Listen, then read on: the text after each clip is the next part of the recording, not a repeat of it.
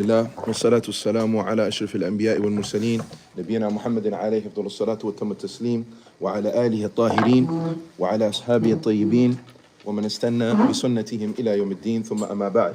So we begin as we should and as we always do with the name of Allah, the most beneficent and the especially merciful, and we ask Him and Him alone to send His peace, His blessings, His tranquility, His harmony upon our dear and beloved teacher, leader and guide and the best of examples, Prophet Muhammad sallallahu alaihi wasallam, upon his pure family, his good companions, and all of those who would attempt to follow in their footsteps until the day that we meet our Creator. Allahumma ameen.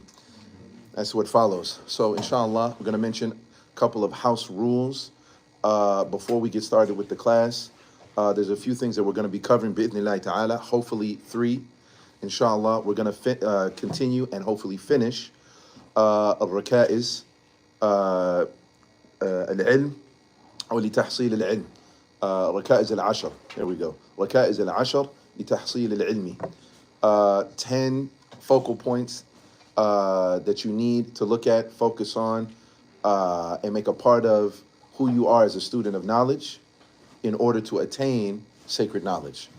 We started with that. I believe we covered 4 last week. Inshallah, we'll cover the remaining 6.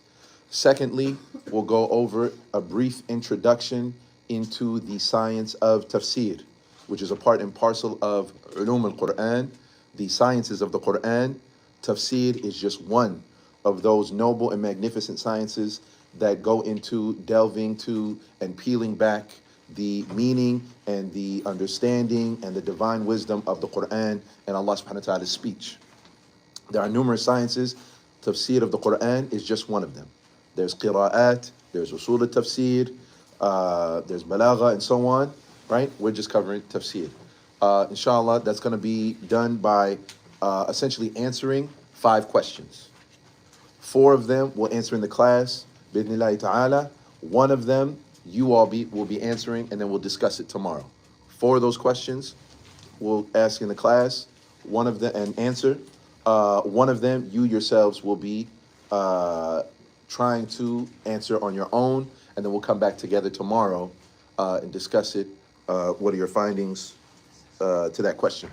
Thirdly and lastly, if we have time, bi'idhnillahi ta'ala, we'll start with the tafsir of Surah Al-Fatiha. So we're going to be covering the tafsir of Juz Amma.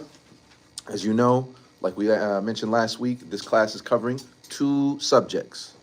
Subject number 1 is the tafsir of Juz Amma. We're not covering every surah in Juz Amma. There are 37 surah. We will, however, cover the bulk, bi'idhnillahi ta'ala, if we stay on track, the bulk of the tafsir of Juz Amma. So we're going to start with Surah Al-Fatiha, which I know that's not part of Juz Amma, but it is a fundamental and necessary and important surah that all of us should know, and it only makes sense that we cover that surah. We'll talk about that when we get to it, but it'll be from Surah Al-Fatiha until, if I'm not mistaken, Surah Al-A'la. So give or take, that's like 27 or 28 surah, right? So that's like 2/3 of Juz Amma, give or take, all right? And then, of course, we'll study Seerah of the Prophet ﷺ. We'll talk about that when we get to it. طيب? So, with that being said, first things first, house rules. House rule number 1. So we're not talking about tafsir right now. We're talking about the house rules, about what it means for myself and all of you when we walk through that door and we're here together. What are the rules for us and the rules of engagement? How do we understand each other? How do we interact? How do you show up as a student of knowledge? You are not simply a student. You are not simply a student. You are a student of the sacred sciences. Fundamentally, students of the Quran and the Sunnah, and then everything else that emanate and stems from that. As such, there are certain rules of conduct that you need to understand when showing up here. Number 1, obviously, first and foremost, you need to have the right intention. You need to have the right niyyah, ikhlas. Don't worry, you don't have to, you can't take notes on this. I'll let y'all do that, khalas. But that's number 1. The Prophet ﷺ, he mentions, Allah subhanahu wa ta'ala mentions, وَمَا أُمِرُوا إِلَّا لِيَعْبُدُوا اللَّهَ. Surah Al-Bayyinah, everybody in this room should know. وَمَا أُمِرُوا إِلَّا لِيَعْبُدُوا اللَّهَ مُخْلِصِينَ له الدين, right? And we have not commanded them except that they what? Ya'budullah, that they worship Allah subhanahu wa ta'ala. And this is the shahid, mukhlisina, that they are pure in their intentions, that they are genuine and authentic in why they're worshiping Allah subhanahu wa ta'ala, that they're dedicating sincerely, unadulterated, organic, not anything mixed, no GMOs. It's only for Allah. Mukhlisina lahuddin. They're dedicating the entirety of the religion. And no doubt, studying the religion is an act of worship. So that has to be purely dedicated to Allah. So if you have any other reason for being here, because Abu and Hoyo made you or whatever, then you need to wrestle with that, deal with that before you come through the door. And then even once you come in here, if you're still wrestling and deal with it, you need to continue to do so until you hog tie that thing up. And it's like, nah, I'm only here because I'm choosing to. I don't care if you're 13, 14, 17 years old. You have to make decisions on your own. Y'all are old enough that you have to understand that this is something between you and Allah subhanahu wa ta'ala. Not even me. Not even that you're a teacher. First and foremost, it's between you and who? That's number one. Tayyib. Number two is that you need to come prepared. And that is indicative of you being sincere and genuine. That you come prepared. Pencil, pen, you know what I'm saying, notebook, etc. You should never come here, right? Because remember, I'm not the Quran teacher, right? So you don't need your Quran or your Mus'haf in front of you, right? But when you come to me, I'm not saying you got to move it right now, but what I'm saying is when you're in front of me, though, you got to have a notepad, something to be that you're taking notes with. You got to have pencil, pen, etc. And I know you already know that, but it goes without saying, dhakir or wadhakir fa inna dhikra tanfa'ul mu'minin, and give a reminder because, hey, a reminder benefits believers because sometimes they need to be reminded too. So that's number two, right? Number three is be prepared to be engaged. So I'm going to ask you questions, and I expect responses, answers. There is no, if I don't make eye contact with him and I sit in the cut, or if I just, duck behind him and I wear my hoodie, then I'll be all good. No. Everybody will be called on. Sometimes I might call on somebody who raises their hand. Sometimes I might call on somebody just because. Doesn't have to be because you raise your hand. But every last one of you need to be paying attention. You need to be here, all right? Both in mind, body, and spirit. I don't need you here, but your mind and your heart is floating around somewhere else, all right? So that's the next thing. The other thing is, aside from being prepared and aside from answering questions and being engaged, is if I say Prophet Muhammad, Nabi, Rasul, etc., everybody in here should say what? Sallallahu alayhi wa sallam. Tayyib.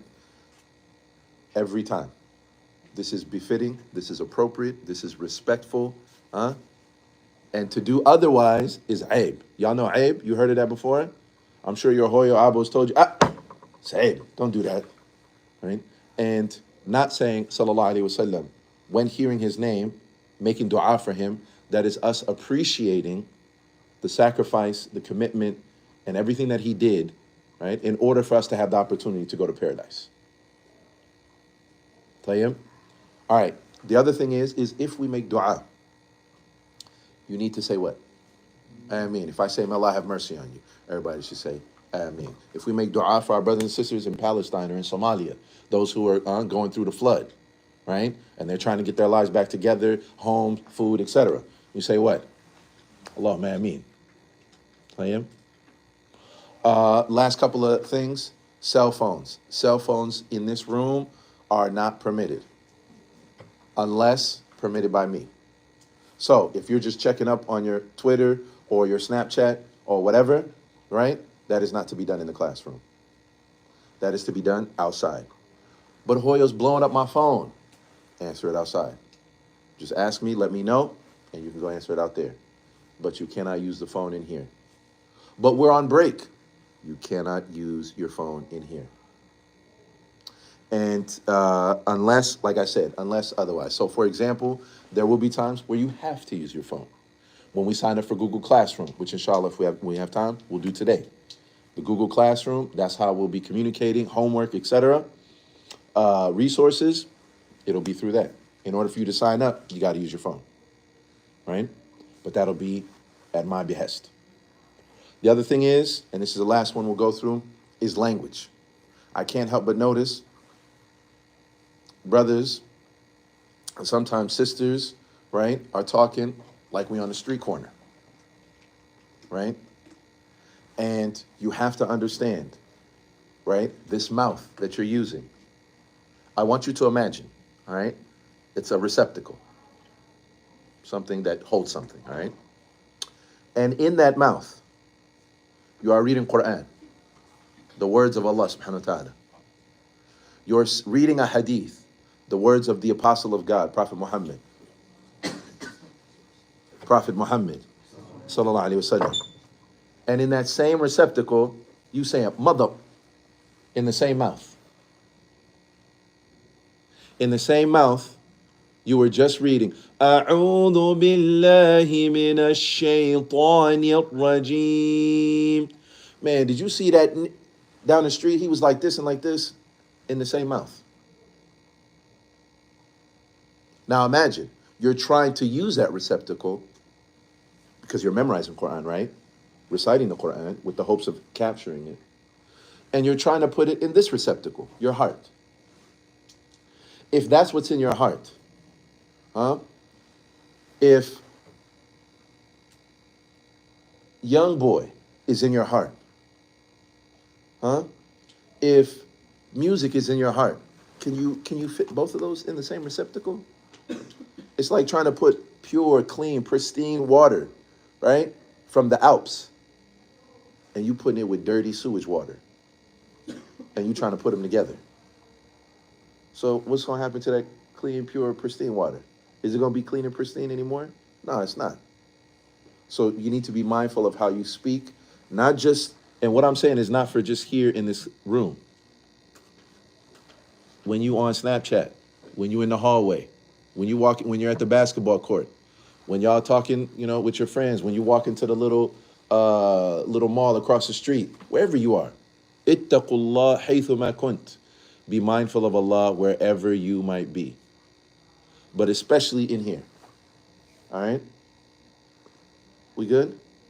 I hope y'all remember that. And I hope some of y'all are taking this down. I hope you're taking that down and writing that down. We mentioned those. Who can tell me what we just mentioned so we can move on and start with our subject? What's number one? What do you need? House rules. Yes, sister. You got to have the right intention. Innamal a'malu, everybody? Binniyat. Everything we do has a why behind it. You got a motive. And when you're checking your own motive, it needs to come back for Allah, for my Creator, because I love Him more than anything else. And I'm trying to get closer to Him. I'm trying to understand. I'm trying to be a better Muslim for Him. Tayyib, what's number two? Before that, we said number two. Yes, sir. Come prepared. Bring whatever tools you need. Whatever that is. How you going to come to a fight? We talking about a battle, and you ain't got no weapons, and you on the battlefield with nothing. It's not possible to win. Don't come to the field without no weapons. Come prepared. Tayyib, what's next? Yeah, Jamal, I hope y'all was paying attention. Yes, sir.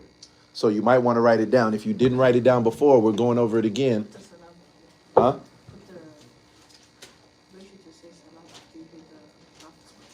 Okay. What else? Yes, sir. When you make dua. The other one is be prepared to be engaged. I need answer questions. Be ready to answer questions. Which means you need to pay attention and listen. That's the only way you're going to be able to answer. Right? What? Huh? No phones. Khalas. Was there anything else? And yes, we did say write it down. Jazakallah khair. Anything else, y'all? No, I'm not asking you. I don't care if you wrote it verbatim, but you need to know what they are. Yes. Huh? Yes, the language. Watching your mouth. Was it 7 or 6? That's on you. I'm not counting the numbers. All right. So we want to go through the book now. And so actually we're on we said what, number 4 of the book. ركائز ركائز العشر لتحصيل العلم. 10 things that you need to focus on in order to attain sacred knowledge. Can y'all see that behind me, by the way? Is that clear for y'all? So I wrote out what you need to write down for notes, all right? And so essentially the sheikh, by the way, this is number 4. We already mentioned 1, 2, and 3 last week. For those of you who are here, weren't here, check with somebody who was. But we're on number 4 right now. Salah al-qalb, right? Which means rectifying, purifying, cleaning, taking care of your heart, right? Taking care of your heart. And this is important. We need to protect our hearts from these sicknesses.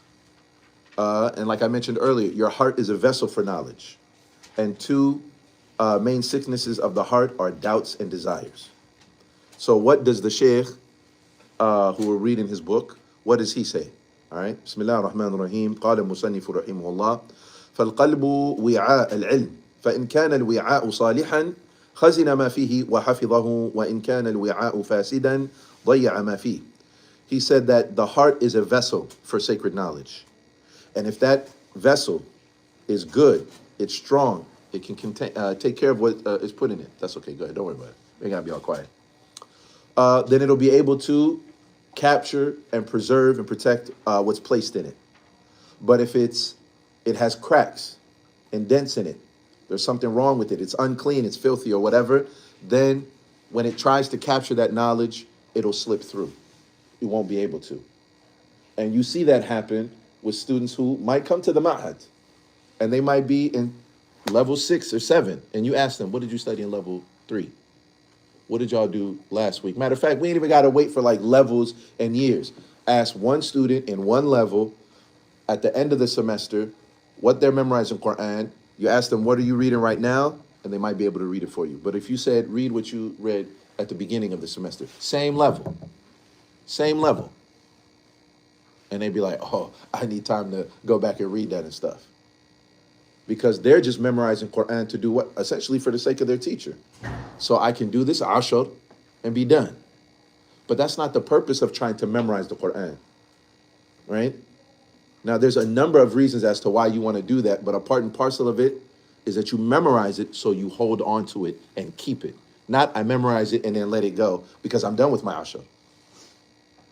But my point, though, is that what? Essentially, that vessel, right, is not able to contain it because they don't even have the right intention. But then also, part of the reason why it so easily slips away from them is because oftentimes, what are they watching? What do they listen to? And the things that we just mentioned when we talked about the house rules, how you hear them talking outside in the hallway, how they talking, right, sometimes right even in the class. How they might talk about disabled people and basketball teams. And how those teams are, you know what I'm talking about? And what it means to play against them. And the female team, and how they are. Now, so, you got to be mindful. You got to be mindful because all of that, what you watch, what you listen to, all of that, it goes to your heart. And that will impact your ability to be able to learn. I'll tell you. So, the Sheikh, he goes on to say, وَالرَّسُولُ صلى الله عليه وسلم والرسول صلى الله عليه وسلم جعل القلب أساس كل شيء فقال ألا وإن في الجسد مضغة إذا صلحت صلح الجسد كله وإذا فسدت فسد الجسد كله ألا وهي القلب. He said the messenger صلى الله عليه وسلم essentially made the heart the foundation for everything. It's not your brain, it's not your eyes, it's not your ears, it's not your hands or your feet, right? The foundation of everything for you and your identity and who you are, right, is your heart. He said that the heart, there's a morsel or a piece, an organ in the body. If that organ is pure, clean, healthy, and vibrant, then the rest of the body will be good, healthy, and wholesome. But conversely, if it's corrupted, if it's made dirty and spoiled and filthy, then likewise the body will follow suit. It'll be dirty, defiled, unclean, no good. And then he goes on to say, and it's the heart. And if I'm not mistaken, we mentioned last week an analogy, right, to compare, where we said the heart to the body is like a general in relationship to his soldiers. The general, his job is to give orders to his soldiers. And in response, their job is to follow orders and do what they're told. Likewise, the heart, like a general, gives orders. And he tells his soldiers what to do. You, go do reconnaissance over here. You, outflank the enemy over here. This battalion, y'all stand over here for defense. You over here, you take watch or overwatch, etc. The heart gives commands. And who's fulfilling those commands? Your hands, your feet, your eyes, what they're looking at, your hands, what they're doing, your feet, where they're taking you, your ears, what you're listening to, your tongue, how it speaks. And if you were to ask, why are you talking like that? Why are you watching and looking at what you had got no business doing? Who told him to do it, Sheikh? Who told him to do it? The heart. So then that means what? What does that mean then? If their eyes are looking at something they shouldn't be looking at, that's no good. What does that mean about the heart? Something's wrong with them. Something is wrong. Does that mean that this person is a bad person and they're cushing and we got to throw them away? No. But it means that they're sick. It means that they need help. It means that they need guidance. It means that they need to take precautions. And the two major things that they need to take precautions against are doubts and desires. What did we say, Sheikh? Doubts and desires. What about them? The two main sicknesses. That you need to do what? About them. You need to cleanse your heart from First, before cleansing, right? العلاج خير من الوقاية, right? Protection, preemptive measures are better than I got sick, now I got to take the cure. Is protective measures. You got to protect your heart from doubts and desires. Those are the two main sicknesses. Inshallah, there's a lot that can be said about those.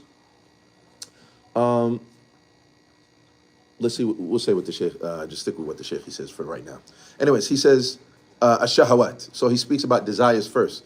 He said, كحب الدنيا وملذاتها والانشغال بها وحب الصور المحرمة والسماع المحرمات من الأصوات والمزامير والغنى وكذلك النظر المحرم. Okay, alhamdulillah, he sticks right to it.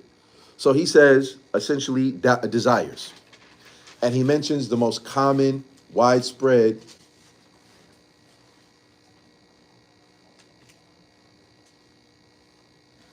and widespread desires. Not all of them, but the most common ones. First, he says they are loving the dunya, yani the material world. So anything in the material world, right? But having a love for that in your heart and being overly busy with that. Being overly busy with that.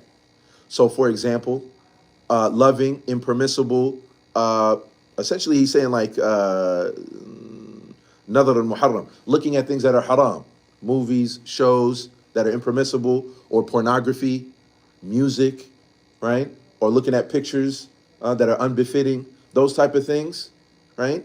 Those are sicknesses of the heart. And unfortunately, they're actually one of the most common and widespread sicknesses in today's time. When you think about the advent of social media and your phone, you can get everything right there. Pictures, movies, shows, memes, right? Podcasts, you know what I'm saying? Different subscriptions. Like you can get everything on there, on that one vessel, or on that one thing that you have right in your hand. And it's ubiquitous, meaning it's everywhere like air. Everybody. You can't go to a dentist appointment except you see a little baby holding a phone while mom is waiting. Everybody has it, right? And so the point here is what? You have to be very careful.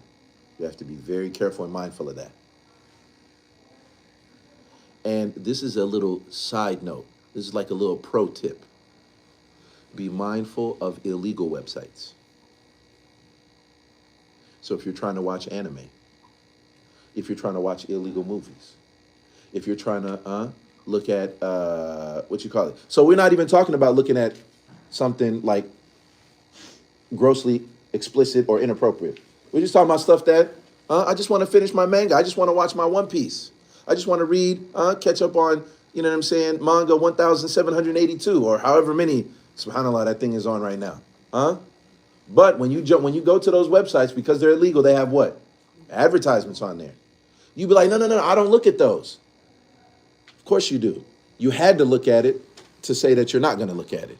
To put the little X that I don't want to. You done already seen it. Y'all understand that? Y'all understand what I'm saying? You done already seen it.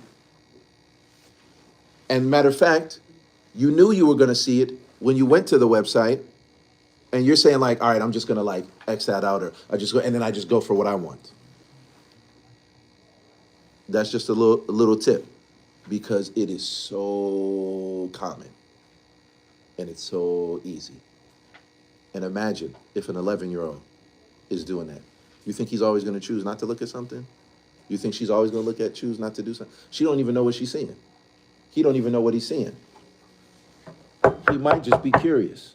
She might just be curious. And they looking at stuff that they have no idea what it is. And it could be the most foul, filthy things. Wa'iyadu billah. So be mindful of that. Tayyib. So he says be careful of that. And the next one is shubuhat, desires. Shubuhat are doubts. Like اعتقادات الفاسدة كالاعتقادات الفاسدة والأعمال المبتدعة والانتماء الاتجاهات الفكرية البدعية المخالفة لمسلك السلف الصالح ومن أمراض القلوب السادة عن العلم أيضا right الحسد والغل والكبر ومفسدات القلب أيضا فضول النوم وفضول الكلام وفضول الطعام فتجتنب هذه الأمراض والمفسدات صلاح للقلب.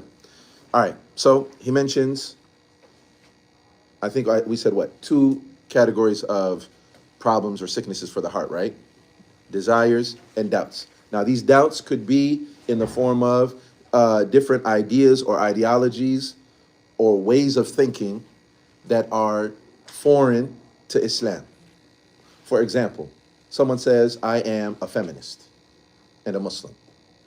Well, a feminist, right, depending on what you mean by that, if you mean, right, I believe that women should be treated fairly and justly, right, according to Islamic standards and according to what Islam believes, not according to culture, not according to democracy, not according to liberalism, not according to those different ideas that might be outside of Islam, but according to what Allah and His Messenger say, then khalas, alhamdulillah, la bas.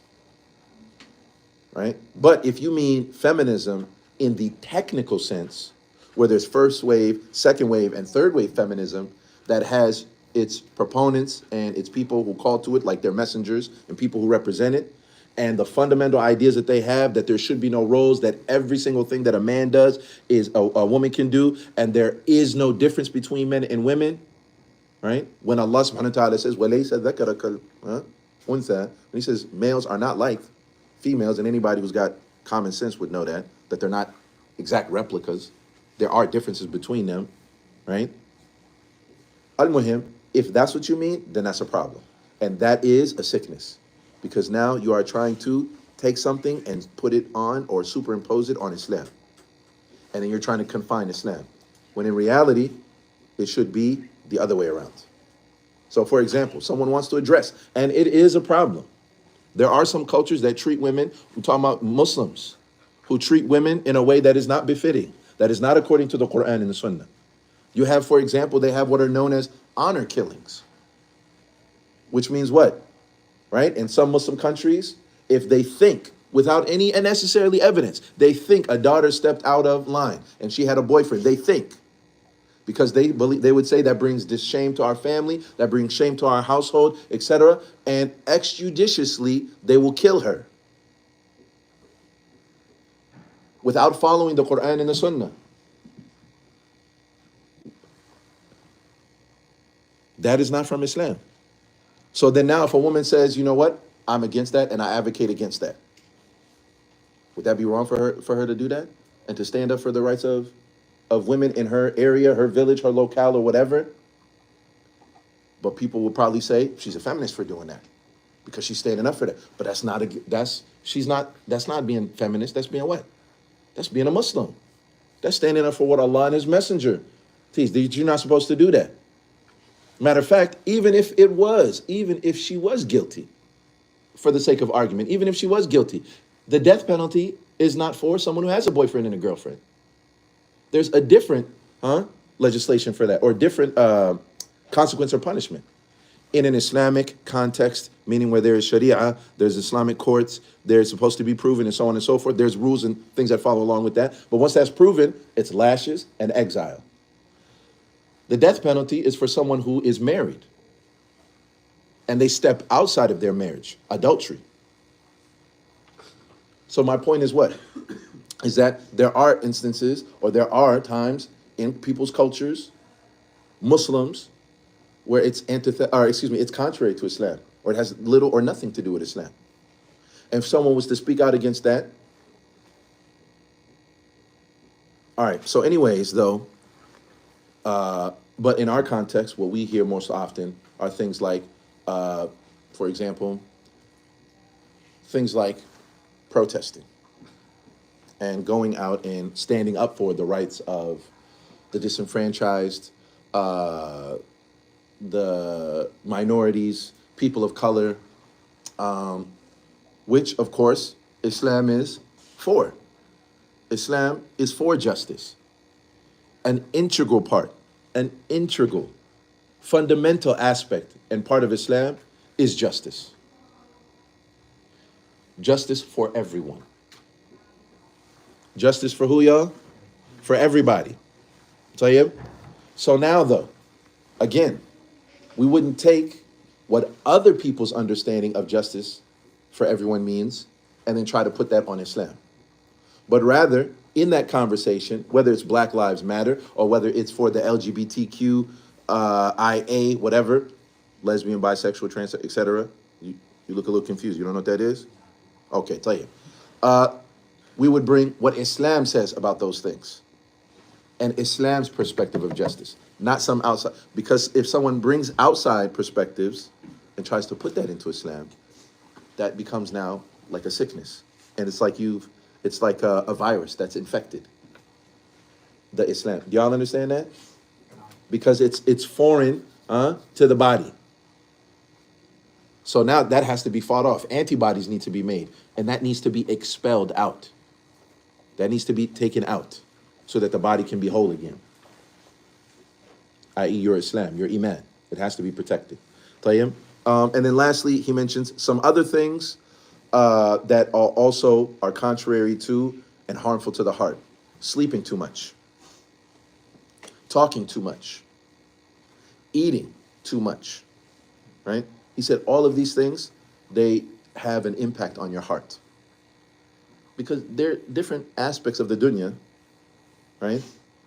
So when you're talking about, let's say, for example, you talk about basketball. No harm, no foul. Pun intended. No harm, no foul. It's no big deal, right? But you talk about basketball day and night. You talking about the NBA. You talking about D1 college basketball. You talking about the little less known D3 basketball. You talking about girls basketball. You talking about WNBA. You talking about their stats. You talking about who's getting drafted. You know everything, and you talking about all of that. You got your fantasy team. You know what I'm saying? Like that's nonstop. That's a problem. That's a problem. And take that and apply it to anything else. Yes. Further away. Oh, the last one, too much food, too much drink, too much sleep. All of these are problematic. And essentially, even if you look at them, it's talking about your health. Right?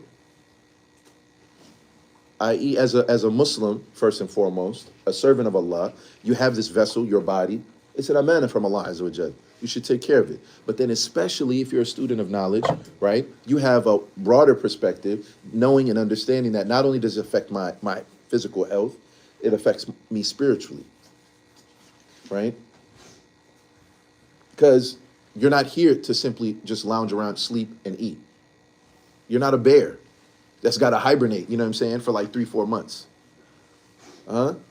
You're not like a, you know what I'm saying, some animal that like all you do is get up, graze, eat, feed your babies, and then go back to sleep and then do it all over again. Right? That's what animals do. And essentially, when you're eating too much, talking too much, right? Just like you're living your life almost like a, you know what I'm saying, in an animalistic way. وَعِيَاذُ بِاللَّهِ. And all of that impacts your heart. طيب. So the next one is a zakat. So I can help y'all out. This number 4, protecting your heart, rectifying your heart. Under that you need to protect it from sicknesses. Your heart is a vessel of knowledge. 2 main sicknesses, doubts and desires, and then just you add examples to those. And then thirdly, you add to those examples that third one, or excuse me, not examples, but a third category, right? Which goes more towards desires, I would say. Food, too much food. So not food, but too much food, too much drink, and too much talking. Those are all the things you should have under that, right? So you don't have to write everything I said, but those things that you do need to write, I pointed them out. All right, so we'll move on to the next one. The next one is adh-dhakat, intellect, being intelligent, being tactful. All right, he says, adh-dhaka'u yakunu جبلة ويكون مكتسبا فإن كان المرء ذكيا قواه وإلا مرن نفسه حتى يكتسبه والذكاء من الأسباب القوية المعينة على تحصيل العلم وفهمه وحفظه والتفريق بين المسائل والجمع بين الأدلة وغير ذلك. So the intellect, he said there's 2 kinds of intellect or intelligence. There's one that it's God-given intellect. That's number 1. You need to take that down. 2, there's number 5 is intellect, and there are 2 kinds. One is natural God-given intellect. MashaAllah, this little kid is so smart. He's so intelligent. MashaAllah, this young girl, MashaAllah, she is so smart, so intelligent. She just understands things. She already knew how to walk when she was like 1 year old. They already talking when they're 2. They, MashaAllah, are reading books while they, MashaAllah, they're just naturally intelligent. They understand things. They're quick. They're sharp. They prefer to read books and, you know what I'm saying, play with Legos and engineering stuff. And then he said, so that's 1, natural. Number 2 is that one that you earn. You got to work hard for it. And he said, so that's 1 is natural and 1 is earned and worked for type of intellect. And the Sheikh, he says, listen, when you work on it, if you already have a natural, alhamdulillah, intelligence and intellect, then it only becomes stronger. And number 2, if you don't, then you attain it and you get it and you work for it and you grind and you read and you listen and you review and you study and you ask questions and you go back and you reread it, right? But you work on it. And he said this is from the means of helping you in not only attaining knowledge, but also understanding knowledge, and then also memorizing, distinguishing between different matters and issues. Because when you're studying and learning, right, there might be things that are similar, right? But you have to be able to distinguish between masail. And understanding how evidences apply, and so on. طيب, so that's number 5. And this one, brothers and sisters, is underrated. Brother, jazakallah khair, go make wudu. Right? That 5th one that we mentioned about intellect is underrated. Right? I don't know about y'all. Personally, my mom, she used to tell me when I was like in middle school and when I was a kid, if I got a bad grade or if something was hard for me to understand, she would say, I don't care. You have to get a good grade. I'd be like, well, how am I supposed to do that? I don't understand it. She'd be like, listen, there's only 2 options. Either you're smart, you understand it, you get it, alhamdulillah. Or, right, you're dumb, you don't understand it, you just got to work harder so that you understand it like the smart person. That's all it is. The only other option, and it's not really an option, is that you're lazy and you don't want to do nothing. And she's like, and that's not an option in my house. That's what my mom used to tell me, right? And that's essentially what, but she's speaking about that same thing, about intellect. Does that make sense, y'all? So even if you don't understand it, that just means what? It just doesn't come easy to you. And you hear that people say that all the time. Oh, math is so, I don't like math. It's so hard. Okay. And that doesn't mean your brain is defective and broken. It just means you need to study harder than somebody else. That's all it means. But yeah, if you just read it and you didn't get it one time, okay. But if you just read it and you didn't get it one time and you don't do nothing else, you just being lazy then.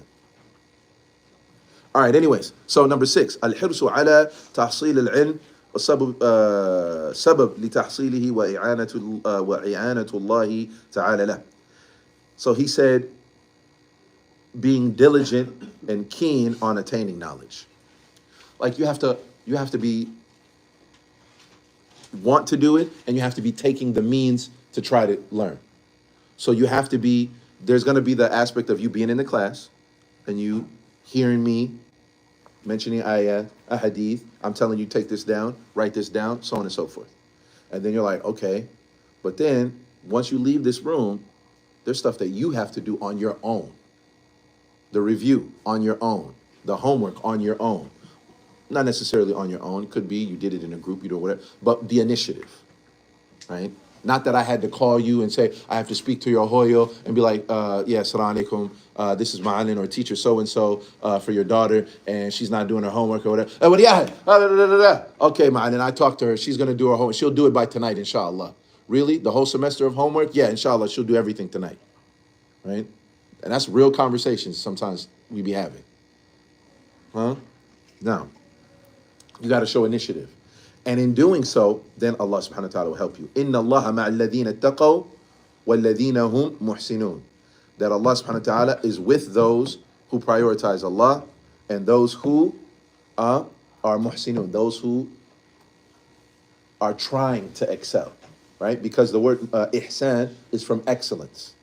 And so muhsinun are those who are trying to excel and go beyond what is required. I don't want just a B plus or a C plus. I got a C and I pass. I'm trying to get an A plus. I might not even get it. But if I don't get an A plus and I tried really hard, most likely I'm probably going to get a what? Probably going to get at least an A. Anyways, so if you want to say, what is it that I just said? What is number 6? Right? Initiative. Personal initiative. Responsibility. You taking responsibility for your learning. And when you take responsibility for your learning, Allah will help you. Initiative, responsibility. And when you take initiative and responsibility, Allah will help you. And then the verse that was mentioned there is from Surah An-Nahl, ayah number 128. Inna Allaha ma'alladhina taqaw walladhina hum muhsinun. That Allah subhanahu wa ta'ala is with those who prioritize Allah, who are God conscious, and they try to excel. Yes. Surah An-Nahl, ayah number 128.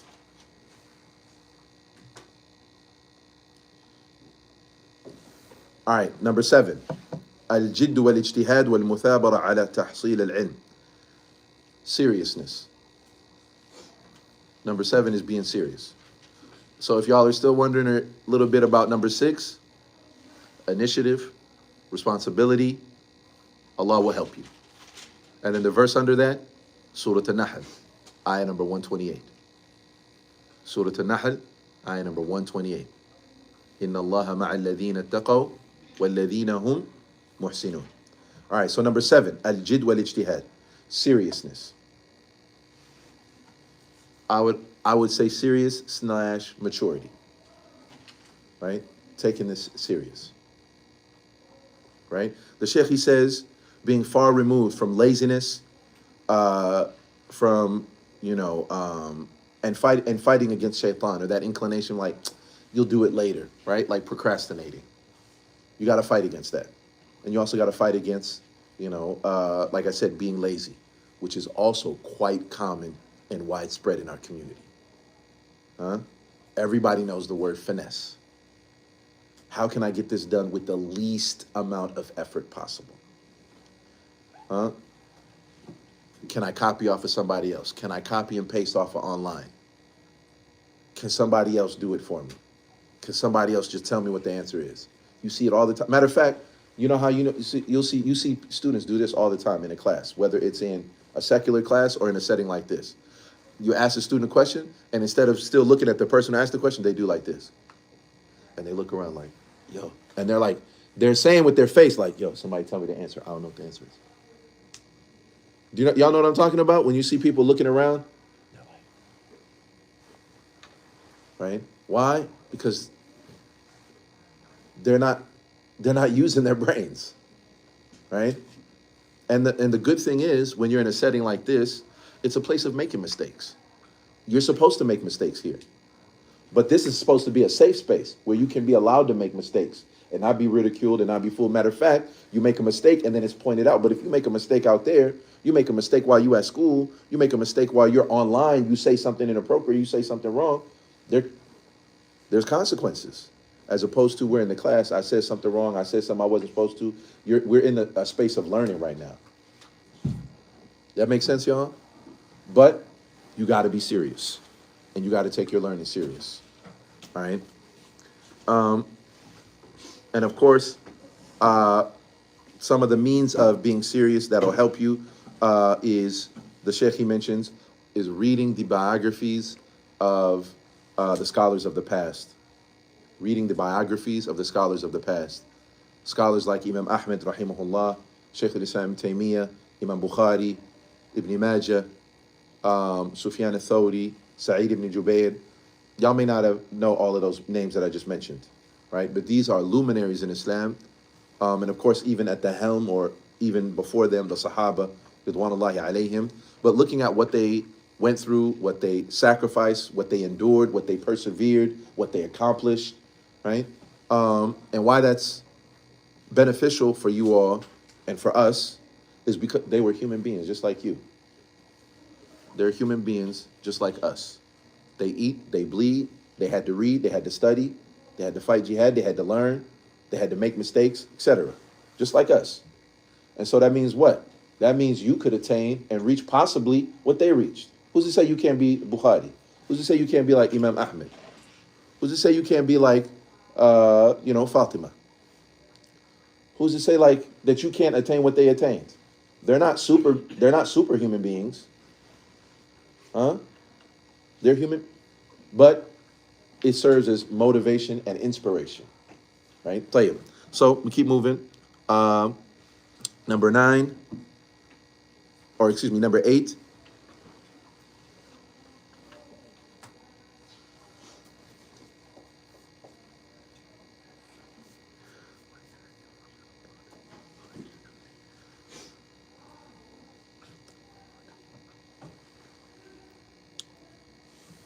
Balghatu is having وهي أن يفرغ الطالب غاية جهده حتى يبلغ مراده في العلم وقوة فيه حفظا وفهما وتقعيدا. To be focused on your goals. To be focused on your goals. Number 9, صحبة to Sheikh al-Muallim is to essentially accompany a sheikh and a teacher. To accompany a sheikh and a teacher. فالعلم يؤخذ من أفواه العلماء فالطالب لكي يتركز في طلبه للعلم على ركيزة صحيحة عليه أن يجالس العلماء ويتلقى منهم العلم فيكون طلبه على قواعد صحيحة يتلفظ بالنص القرآني والحديث تلفظا صحيحا لا اللحن فيه ولا تصحيف ويفهمه الفهم الصحيح المراد وفضلا عن ذلك فإنه يستفيد من العلم الأدب والأخلاق والورع وعليه أن يتجنب أن يكون شيخه كتابه فإن من كان شيخه كتابه كثر خطيئه وقل صوابه ولا زال هذا الأمر في الأمة إلى وقتنا هذا وما برز رجل بالعلم إلا كان متربيا متعلما على يد عالم.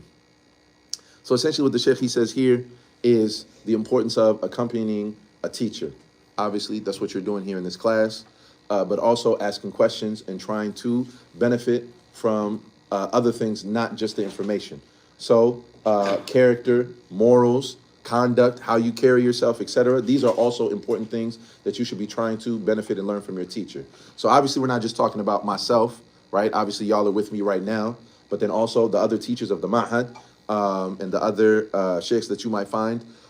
You might find a sheikh at your masjid or what have you, but having a teacher and benefiting from them, right, in other ways, and not just looking at it like I just got to hang out with this person for the next couple of hours in this room until I get to go, until I get to get out and I'm free, right? But try to benefit in all of the ways that really matter, right? And he said, and this is when you think about it, that makes sense. If you wanted to get a black belt in martial arts, you need what? You need to go to an instructor. You need to be with a teacher. You need to learn from them. If you want to be a mechanic, you got to go what? To schools for mechanics. And who's going to be a teacher there? Somebody who just knows theory and theoretical stuff and parts of an engine and what's combustion and what is a carburetor and what's an alternator and stuff like that? Nah. They're going to have somebody who is a mechanic, who knows hands-on how to do things, and he's the one who's going to teach the students. That's natural and normal for everything.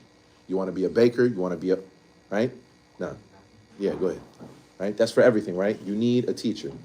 And this is important because sometimes some people, they just take online, they take it like a DIY project. YouTube is their sheikh, books are their sheikh, websites are their sheikhs, and then they don't take from teachers. And this is problematic because you could be taking wrong information. You could misunderstand that information and you have no way to cross-reference or check. But if you're live right there with a sheikh or a teacher, right, and you're saying, "Sheikh, I don't understand that. Could you elaborate and explain that for me? Could you break that down? I didn't know what you meant. Could you translate that? That didn't make sense to me." But you can't do that otherwise. Just like if you were, right, at a gym. If you throw a punch and it's sloppy, the instructor can do what? He can come, show you the placement of your hands. No, this is how you throw a jab. No, this is how you throw an uppercut. Sah wa la. True or false? True. All right, alhamdulillah. So, y'all understand that? Do you understand? Yeah. Okay, alhamdulillah. Khair. And then lastly, طول الزمن. And this one is also very important. فلا يحسب الطالب العلم أن طلبه يتم بيوم أو يومين أو سنة أو سنتين بل إن طالب العلم. This is number 10, right? This is number 10, yeah? But إن طالب العلم يحتاج صبر سنين. They need patience for years. سئل القاضي عياد رحمه الله إلى متى يطلب المرء العلم فقال حتى يموت فتصب محبرته على قبره. يا ولد. وقال الإمام أحمد جلست في كتاب الحيض 9 سنين حتى فهمته ولا زال طلاب العلم الأذكياء يجالسون العلماء 10 سنين و20 سنة بل إن بعضهم يظل يجالسه حتى يتوفاه الله. فهذه بعض الركائز التي ينبغي أن يتنبه لها الطالب العلم لتحصيله العلمي. أسأل الله عز وجل أو سبحانه وتعالى أن يوفقني وإياكم إلى العلم النافع والعمل الصالح وصلى الله وسلم على نبينا محمد وعلى آله وصحبه ومن تبعهم واقتفى أثرهم بإحسان إلى يوم الدين. So the Sheikh, he says, the last thing you need, essentially, is a long time. You need time. The last one is you need time. Knowledge does not come in a day or two. Not a year or two. He said you need years. And you need to be patient. And again, I point to not something we hear, read about, but what we see here at the Ma'had. You will see people like, all right, is this the last level? Because I'm done, right? I'm finished, right? Meaning like, khalas, I don't have to study no more. I don't have to read no more. I don't have to memorize no more. I don't have to come here Saturday and Sunday no more, right? I'm done, right? Khalas. And the Sheikh is saying, if you really want to be a student of knowledge, right? It's not like that. Now, I'm not saying that that person's bad. Someone who comes to the Mahad and they came for the Mahad, they got what they needed. They learned the fundamentals, the basics of their deen, some basic tafsir, some basic fiqh, right? So how to understand the Quran, and then fiqh, like how to apply the different and practice the different rituals of Islam, the basic beliefs, so that I can go because, you know, I already got a business or I already got a job or I already want to do, but at least I know how to conduct myself and I know what I believe as a Muslim and I know my identity. Alhamdulillah. But if you want to be a student of knowledge, a real student of knowledge, know that it is a deeper commitment to that, and a part of that commitment is time. And he quoted some luminaries of Islam. For example, Al-Qadi Iyad, he was asked, until when do we have to keep learning? He said, you keep learning until you die. And then when that person dies, right, his ink pot is poured on him in his grave. That's when he's finished. Yeah. Oh, and then Imam Ahmed, rahimahullah, he said, I sat reading a book that you have to read about in fiqh, and it's discussed in detail. He said, I sat with that chapter for 9 years until I understood it. For 9 years, because of the different issues and the masail and the intricacies and differences of opinion that come up. He said it took him 9 years. And he is the founder of the Hanbali madhab. Just like you have the Shafi'i, Maliki, and Hanafi madhab. He's the founder of the Hanbali madhab. And he said, I'm sitting with this one chapter for 9 years until I understood it. And that's commitment. And a part of that commitment is time. And he says, and this is the way that it's been, right? From master to student, from master to disciple, all the way down for years until now. And so if you want to be a student of knowledge, these are the things that you need to focus on and have time until Allah subhanahu wa ta'ala takes you. So what he's saying is it's like a lifestyle. It's not a fad or a period in your life, but you have to be someone who is committed to knowledge. And he says, I ask Allah subhanahu wa ta'ala to grant me success in all of you and beneficial knowledge and righteous actions, and sending peace and blessings on the Prophet Muhammad sallallahu alaihi wasallam, his family, his companions, and all those who follow them and are and satisfied with their path and way and striving in excellence until the day of judgment. Allahumma ameen. And with that, we finish the 10 raka'is. Alhamdulillah. Sallallahu alaihi wa sallam ala nabiyyina Muhammad wa ala alihi.